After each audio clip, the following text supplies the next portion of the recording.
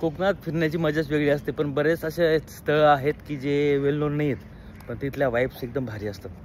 त्यातलाच हा एक प्रकार. आम्ही आलेलो आहोत कराटेश्वर या मंदिराला.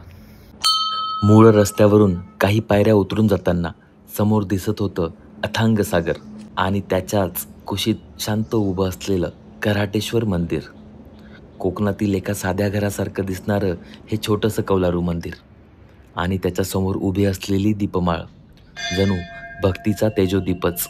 इथं आल्यावर पहिल्यांदाच जाणवलं की भक्तीला कधीच वैभवाची गरज नसते, फक्त साधेपणातली शांती देखील पुरेशी ठरते.